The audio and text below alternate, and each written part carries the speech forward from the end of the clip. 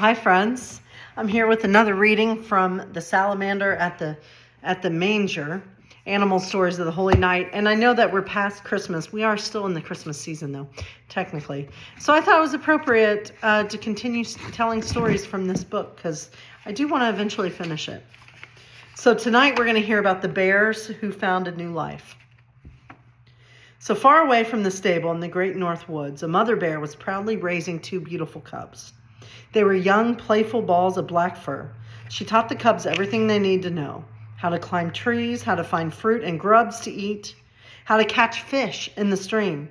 Sometimes the cubs got distracted and wandered away from their mother, and whenever this happened, she stood at her full height and growled for the cubs to come back now, in a voice they knew they had to be obeyed.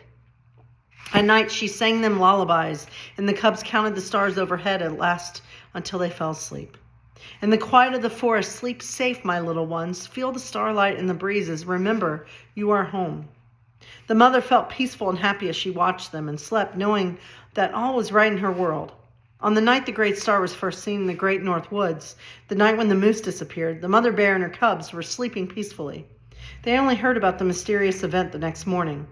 Other animals who had seen it described the light that surrounded the moose and carried him out of sight. They said the moose did not seem afraid and held his antlers majestically as he was carried out of sight.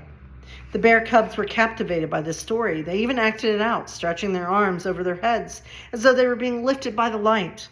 The mother bear enjoyed the cubs' excitement, but she worried about what had happened to the moose. She enjoyed her life in the great north woods. She had no need to be pulled into any other place. That night, the cubs were restless as they counted the twinkling stars. Would the great star still be there? Would any of the stars lift them into the sky? Long after the cubs finally fell asleep, their mother stayed awake and kept watch. There was no clear danger, but she was wary of the sense of change throughout the forest. The next morning, the sun rose over the horizon, bringing warmth and familiarity back to the forest. The cubs woke, stretched, and went looking for food with their mother. The sun shone with the same brightness it always did. The river ran as smoothly as it always did, and the breeze blew just as gently. The mother bear relaxed. Only once did she notice something different and concerning, when a hawk seemed to call from the sky, "New life!" She paused for a moment, but then dismissed the hawk's cry. As the sun began to set and shadows lengthened in the forest, the bear settled her cubs for the night. The moon rose in the sky, but the mother bear couldn't sleep. She reflected on the hawk's cry about new life. She didn't want a new life. She was very happy with the one she had, and the idea that it could be different frightened her. If life changed, what would it look like? Would she lose her cubs? Would the forest be different? Would her friends still be there? Would the sun still rise in the morning and set in the evening? Would the breeze still blow gently and the river flow smoothly? She held her cubs tightly. The night deepened. An unfamiliar star shone brighter than the others. Its light woke up the cubs,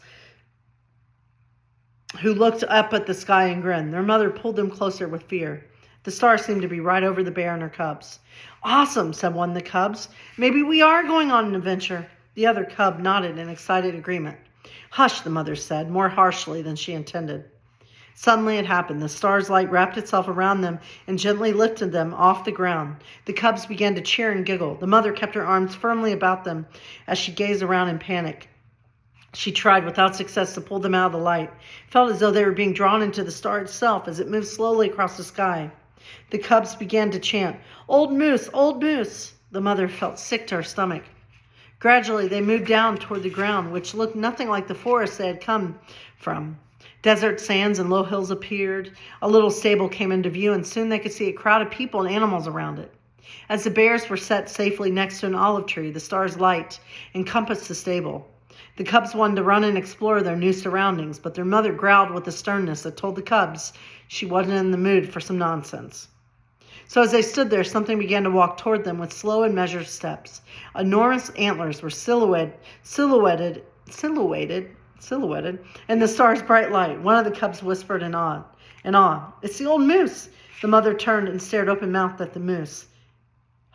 He stopped directly in front of her. "Welcome. You must have heard about the message of the hawk. What lovely cubs you have," he said with a smile. The cubs, noticing their mother's confused silence, ran up to the moose and peppered him with questions. "Where are we? What are we doing? Is this an adventure? Did the light bring you here?" The bear found her voice. "Why are we here?" What was the message you heard? Asked the moose. What message? Asked the mother, wishing it was all a dream. Then after a pause, she admitted, I heard the hawk cry new life. But I don't understand that message, how that message applies to me. I'm happy with the life in the forest. Every day with my cubs brings me joys, and I look forward to watching them grow in our home in the forest. Fear and irritation made her voice harsh. The moose knelt slowly and invited the cubs to climb on his broad back. Come with me. The cubs quivered with excitement, trying to see everything all at once. The mother followed along, not wanting to be separated from her cubs. As they drew closer to the stable, the sheep and shepherds, crowding around the stable door, moved aside so the moose and his visitors could look into the stable. The mother bear only caught a glimpse of a young woman, a man, and a tiny baby before a cow's snort surprised and alarmed her. Moose, shouted the cow, what are you doing at the door? You belong at the window. And what on earth do you have on your back? We have no more room. The mother bear, who was already anxious, lost her composure. She rose up on her hind legs and let out a low, menacing growl. The cubs recognized her tone immediately, jumped off the moose's back, and ran to hide behind their mother as they had been taught. Unexpectedly, the unicorn came to the door. It's all right, he said to the mother bear. Please forgive the cow. She means no danger to you or your cubs. She wants to keep things in order, and she doesn't like surprises. What's wrong with that? Said the cow with a toss of her head. The mother bear dropped down to all fours and approached the door cautiously. Calmly, the unicorn spoke to the mother bear. You seem upset. What worries you? What worries me is that we had a good life back in the forest. We had what we needed and we were comfortable. Why did our lives have to change? Why are we here? The cow grunted in amusement, surprising everyone. We seem to think alike, she said to the bear. It's nice to know I'm not the only one who likes a little order in life. The unicorn smiled at them both. It's wonderful that you're happy with things just as they are. But you must remember that life is always changing. The river that flows the same way every day is slowly changing the rocks beneath it. The cubs that you love and care for every day are growing. The unicorn continued. Many in the world do not have joyful, peaceful lives. They need the promise of a new life that will bring them safety for their families and peace for their hearts and minds. The message of the hawk is the same as the message of the child. New life for everyone. As the unicorn spoke, both cubs began to yawn and started to look for a place to sleep. Your cubs look tired, said the cow to the mother bear. Bring them here to my stall where there is fresh straw to curl up in. The bear ushered her cubs forward into the cow's stall gratefully. We both love our children, the cow said, and we want the world to be ordered so that they can be safe. As the unicorn said, the message of the child invites us to want the same things for all children, not only our own. Yes, agreed the young mother, gently laying her baby in the manger.